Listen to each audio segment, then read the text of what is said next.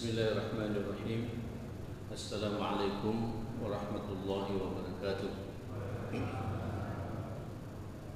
Innal hamdalillah nahmaduhu wa nasta'inuhu wa nastahdihi wa nastaghfiruh wa na'udzu billahi min shururi anfusina wa sayyiati a'malina. May yahdihillahu fala mudilla lahu wa may yudlil falan tajida lahu waliyyan mursyida. Asyhadu an la ilaha illallah wahdahu la syarika lah wa asyhadu anna nabiyyana wa imamana wa qurrata a'yunina Muhammadan abduhu wa rasuluh arsalahu Allahu rahmatan lil alamin. Shalawatullahi alaihi wa ala alihi wa sahbihi wa man sara ala nahjihi wa taba'a sunnatahu ila yaumiddin. Ya ayyuhalladzina amanu taqullaha haqqa tuqatih wa la tamutunna illa wa antum muslimun. Rabbi shrah li sadri wa yassir li amri wahlul 'uqdatam min lisani yafqahu qawli, amma ba'd. Tentu kita bersyukur jamaah sekalian, alhamdulillah summa alhamdulillah, ahad ini kita sudah berada di tengah-tengah bulan Muharram. Alhamdulillah kita juga masih berada di bulan mulia dari 3 bulan berturut-turut ini, Dzulqa'dah, Dzulhijjah dan Muharram. Momentum-momentum besar sudah kita lalui bersama. Momentum Ramadan, momentum Idul Adha, dan terakhir adalah momentum 10 Muharram pada 5 hari yang lalu, dan kita semua sama-sama berpuasa. Ini puasa itu kata Nabi 10 Muharramnya 1 tahun dosa kita yang sudah lewat diampuni. Puasa 9 Dzulhijjahnya itu 2 tahun berturut-turut juga dosa kita diampuni. Dan begitu seterusnya, peluang-peluang kebaikan sudah Allah berikan kepada kita semua. Jemaah sekalian, satu hal yang patut kita renungi bersama. Tadi saya sempat buka dan tertegun pada satu hadis. Ada satu hadis riwayat Imam Al-Hakim wa Tabarani dari Abu Hurairah. Imam Albani mensahihkan hadis ini pula. Qala yaqulu sallallahu alaihi wasallam, Nabi sallallahu alaihi wasallam yang mulia ini menyampaikan kepada para sahabat, sayusibu ummati daul umam, nanti akan menimpa musibah kepada umatku penyakit umat terdahulu. Jemaah sekalian, ini Nabi menyampaikan pada 1400 sekian tahun yang lalu. Karena memang wahyu sudah tidak turun lagi. Tapi insya Allah kalau kita berpegang teguh dengan ayat-ayat Allah, dengan Al-Quran ini dan arahan-arahan Rasulullah, sebesar apapun pula musibah yang Allah timpakan kepada kita sebagai umatnya Rasulullah, insya Allah kita akan tegar, akan bisa menghadapinya. Saya merenung, ma'asyar muslimin, ini hadis rasanya musibah ini sudah bermunculan, bahkan sudah ada di hadapan kita. Apa itu? Yang pertama, al-asyar, alif pakai hamzah a, kemudian shin ra, al-asyar. Yang kedua, wal batar. Yang ketiga, at-takatsur.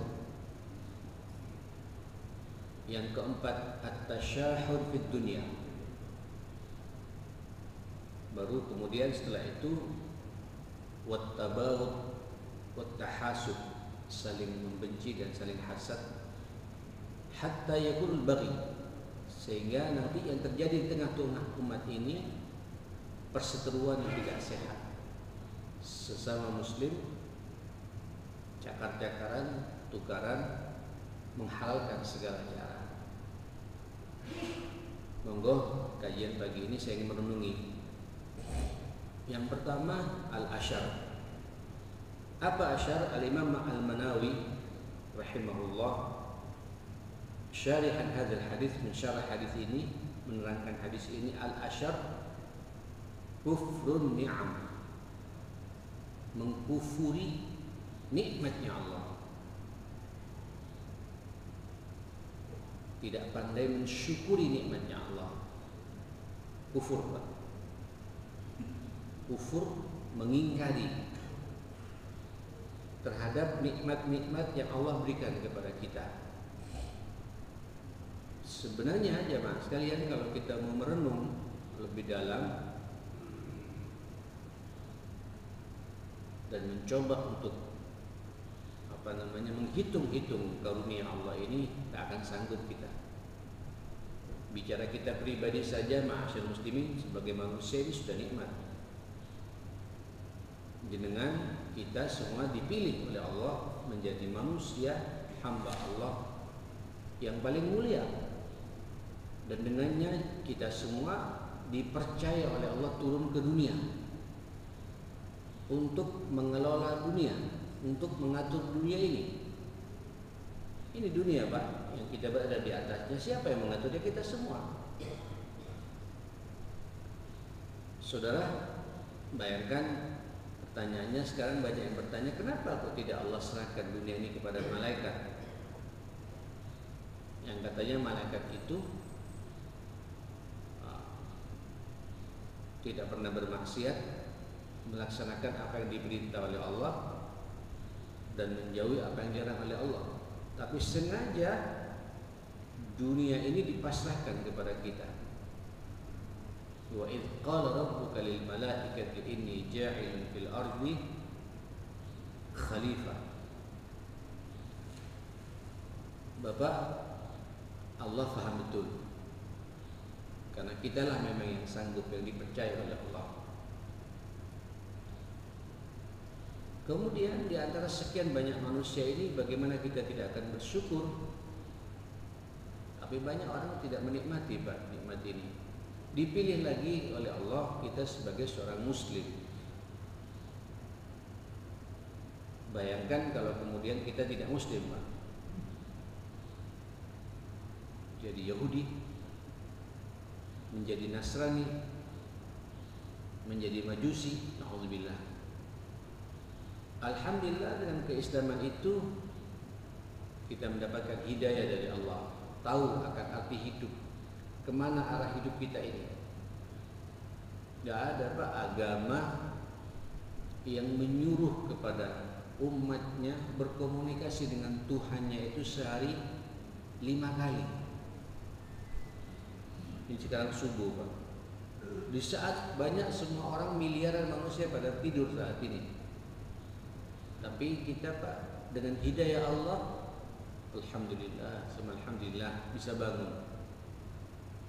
Ini sekaligus di antara sekian banyak muslim, dipilih lagi kita, Pak, menjadi orang beriman.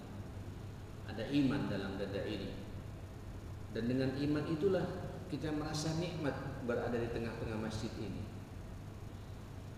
Innama ya'muru masajidallah man amana billah wal yawmil akhir. Pemakmur masjid itulah orang yang punya iman kepada Allah dan berorientasi akhirat. Saudara, saya belum bicara, Bapak Ibu, nikmat fisik kita secara pribadi ini. Fisik ini, Pak, fisik. Ada kepala, di kepala ini ada kedua mata kita, ada kedua telinga kita, ada 2 lubang hidung yang kemudian kita dengan leluasa menghirup oksigennya Allah. Ada mulut, di dalam mulut ini ada lidah, dengannya kita berbicara, dengannya kita juga bisa makan. Luar biasa nikmat ini. Ada tidak perenungan bagi kita, ma'asyar muslim, untuk menikmati mensyukuri semua nikmat-nikmat ini. Walaupun kata para ulama pensyarah hadis ini, ketika Nabi mengatakan penyakit umat terdahulu al-asyar ini kufrun ni'am, kufur terhadap berbagai macam karunia yang Allah berikan kepada kita. Nikmat dunia, nikmat posisi dan jabatan, nikmat keluarga, nikmat punya anak, ya, nikmat punya relasi yang baik. Jarang di antara kita Pak mengkaitkan semua nikmat itu kepada Allah. Kalau bersabar, saya pikir memang ini kehidupan kita semua Pak. Sabar menghadapi tantangan. Dan sabar itu ada kaitannya dengan masalah syukur. Orang akan bisa menikmati kesabaran utuh kepada Allah kalau dia juga pandai mensyukuri nikmat Allah Subhanahu wa taala. Dan ini yang saya takuti jemaah sekalian. Saya belum bicara mensyukuri nikmat ilmu, nikmat fasilitas. Padahal kalau nikmat ini jenengan syukuri, kata Allah, wa id ta'adzana rabbukum, Tuhanmu Allah ta'adzan. Apa ta'adzan? Azan, ba'adzan. Apa azan? Memproklamirkan dirinya. Allah memproklamirkan dirinya kepada kita semua. La in syakartum la azidannakum. Kalau kalian pandai bersyukur, pasti akan aku tambah. Ingat jemaah kalian, ayat berikutnya apa? Wala in kafartum. Ini asyar Pak. Tapi kalau kalian kufur, mengingkari nikmat ini, Allah tidak mengatakan wa illam tashkur Pak. Kalau tidak bersyukur, orang kalau tidak bersyukur langsung dicap oleh Allah kufur. Inna adzabi lasyadid, sesungguhnya adabku sangat pedih. Jemaah yang dimuliakan Allah Subhanahu wa taala, ini Pak penyakit umat-umat terdahulu. Sehingga pembangkangan terhadap pembangkangan tidak mengakui Pak bahwa semua nikmat itu datangnya dari Allah.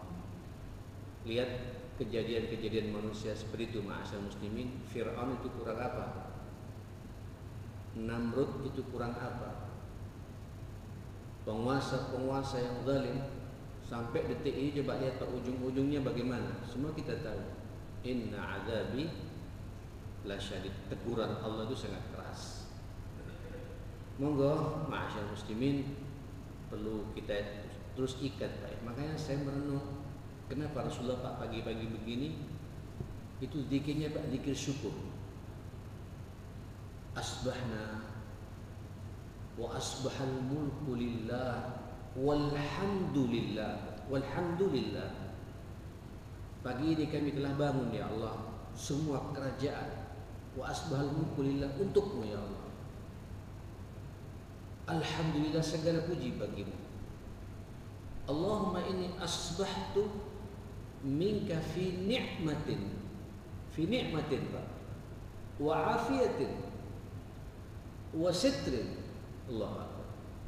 Fa'atimma alayya ni'mataka wa afiyataka wa sitraka fid dunya wal akhirah. Ya Allah, pagi ini Engkau telah karuniakan kepada kami nikmat yang luar biasa. Nikmat iman Pak. Ya, nikmat Islam ini, nikmat beribadah subuh seperti ini, nikmat ngaji seperti ini, nikmat silaturahim, nikmat Pak. Nikmat sehat yang jelas Pak, tidak sakit kita. Dan sehat itu siapa yang bisa ke masjid seperti ini? Fi ni'matin wa afiyatin, dan afiat seperti ini. Satu lagi Pak, diingatkan sama masjid wasitrin, ini juga karunia Pak. Apa sitrin? Dosa-dosa yang sampean perbuat, kita perbuat, tapi oleh Allah ditutup Pak, tidak ditunjukkan pada orang lain. Mohon maaf, main hari Sabtu Pak ya. Hari Sabtu, coba Pak dari subuh Sabtu kemarin sampai tadi malam, jujur Pak, tanyakan pada diri kita pribadi, siapa di antara kita tidak berbuat dosa? Dosa mulut, dosa mata, dosa menghayal, kadang dosa menghalalkan segala cara. tidak ketahuan Pak, ditutup oleh Allah, aib itu oleh Allah Subhanahu wa taala. Kenapa? Karena Allah cinta sama kita. Bayangkan di saat sampean mata ini bermaksiat Pak, ketika bermaksiat begitu dilihat oleh cucu kita Pak, dilihat oleh anak kita Pak, dilihat oleh orang lain, apa tidak malu kita? Dan Allah memiliki sifat namanya Sattar. Ya Sattar, zat yang maha menutupi aib hambanya.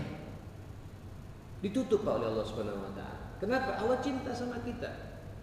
Barangkali dia nanti mau bertobat kepadaku, mau beristighfar kepadaku, dan ditunggu oleh Allah Subhanahu wa taala.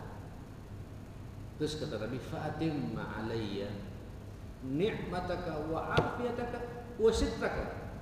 Sempurnakan nikmat ini ya Allah.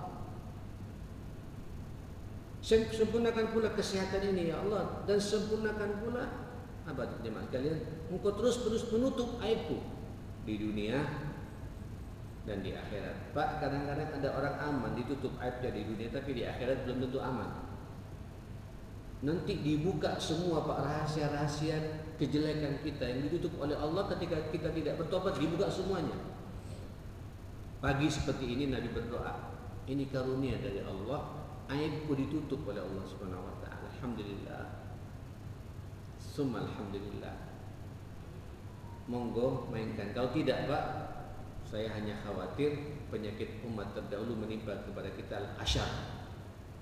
Kufrun ni'am, mengkufuri nikmatnya Allah. Akhirnya apa? Inna azabi la syadid. Fir'aun Pak ditenggelamkan di Lautan Merah, dan jenengan kemarin 5 hari yang lalu berpuasa ya. Itu puasa itu kemarin ya Pak, kalian itu puasanya orang-orang Yahudi Pak, sebagai rasa bentuk syukur kepada Allah karena nabinya diselamatkan dari kejaran Fir'aun, dan Fir'aun tenggelam di Lautan Merah itu pada tanggal 10 Muharram.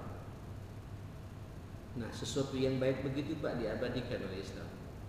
Kata Nabi, Allahu Akbar, Allah Maha Besar. Musa akhi, Musa itu saudaraku.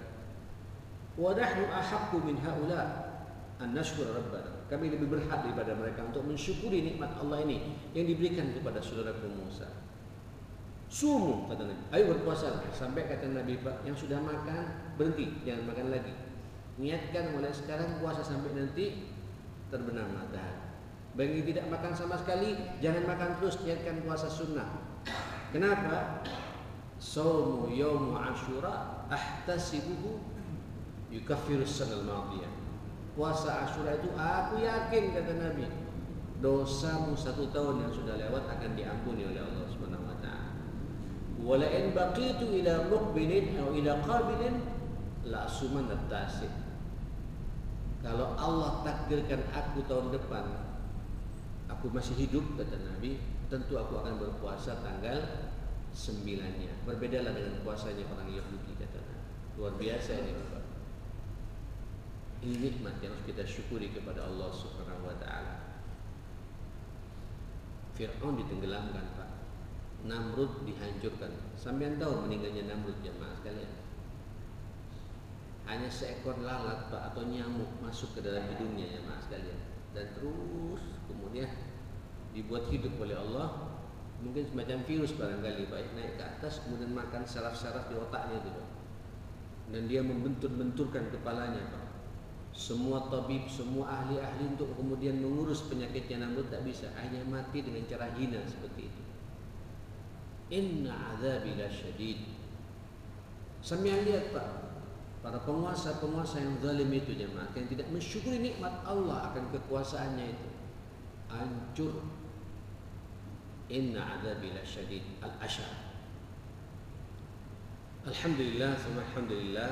Mainkan terus Pak syukur ya. Ini gampang-gampang susah jujur ya Mas sekalian. Sampai dapat lihat anak sehat, syukur ya alhamdulillah. Dilus Pak dadanya, kepalanya jemaah. Lihat cucu lucu-lucu, syukuri Allah Subhanahu wa taala. Minta hidayah kepada Allah supaya mereka semua dalam lindungan Allah Subhanahu wa taala. Syukuri Pak semua nikmat ini. Pekerjaan lancar tidak lancar, syukuri karena kita berjalan di atas takdir Allah. La azidannakum, akan ditambah oleh Allah Subhanahu wa taala. Kalau tidak, nanti penyakit asyar ini Pak menimpa kepada kita. Saudara, yang kedua apa kata Nabi sallallahu alaihi wasallam? Wal batar. Setelah asyar ini ada penyakit namanya batar. Apa batar? Kata para ulama, tughyan inda ni'am, melampaui batas. Merespon nikmatnya Allah. Menyombongkan diri dengan kekayaannya, membanggakan diri Pak dengan ilmunya. Sombong jemaahkan, bataran wari'a'an nas, dia membusungkan dadanya. Ini saya, ini rumah saya, ini mobil baru saya. Ya, ini senang seakan-akan dari usaha dia jemaah sekalian. Hati-hati ma'asyar muslimin. Apa sih yang bisa kita sombongkan, saudara? Ya, makan kita Pak, sarapan saja Pak, rawon 2 piring mak kita ini. Ya, piringnya pun tidak ada kita pakai piring emas jemaah sekalian. Ngelihat lagi Pak, rawon di atas piring emas juga ada enak juga Pak, tidak pas. Ya, minum paling banyak segini jemaah sekalian, lebih Pak, mual kita ini ma'asyar muslimin. Ya, hati-hati Pak.